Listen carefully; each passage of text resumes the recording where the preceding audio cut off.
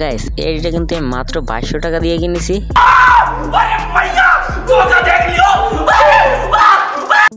তো তোমরাও যদি এরকম সস্তায় আইডি কিনতে চাও তো ফুল ভিডিওটা দেখো।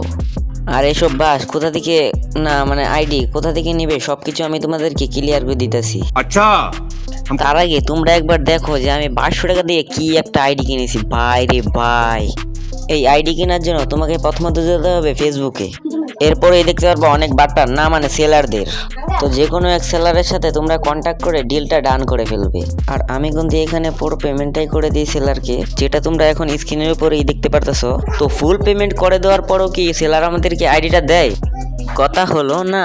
चीटिंग करता है तू चीटिंग चीटिंग चीटिंग करता है तू।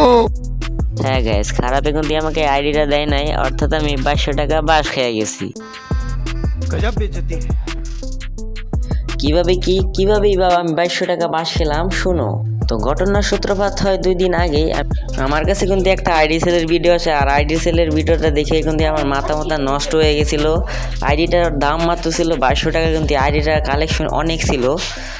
তাই তাড়াতাড়ি সেলারের সাথে কিন্তু আমি কন্ট্যাক্ট করি, আর সেলারটার কথাবার্তা শুনে আমার মোটামুটি ভালোই লেগেছিল, যার কারণে কিন্তু আমি আগেই ফুল পেমেন্টটা করে দিই। साला ये दुख का खत्म नहीं होता बे। আর এটাই ছিল আমার সব থেকে বড় ভুল। बिल्कुल चुप। ফুল পেমেন্ট করে দেওয়ার পরে সেলারটা কিন্তু আমার কোনো মেসেজের রিপ্লাই দেয়নি। আসলে এটা ছিল একটা স্ক্যামার। তোমাদের কাছে আমার একটাই আবদার থাকবে, তোমরা এই অনলাইনে যাও না, কারণ এখানে ফেয়ার সেলার একটাও নাই। ভালো সেলার আছে কিন্তু প্রাইস অনেক বেশি পড়ে। যারা ভাবতেছো এরকম কম টাকা এত ভালো আইডি, এটা কোনোভাবেই সম্ভব না। আমি প্রথমবার ধরা খাই বুঝছি এটা। তোমরা যদি আইডি কিনতেই চাও তাহলে হাতে কিনবে, 2 টাকা বেশি হলে হোক, এভাবে প্রতারণা হয়েও না। তো সবাই ভালো থাকবে, সুস্থ থাকবে, আল্লাহ হাফিজ।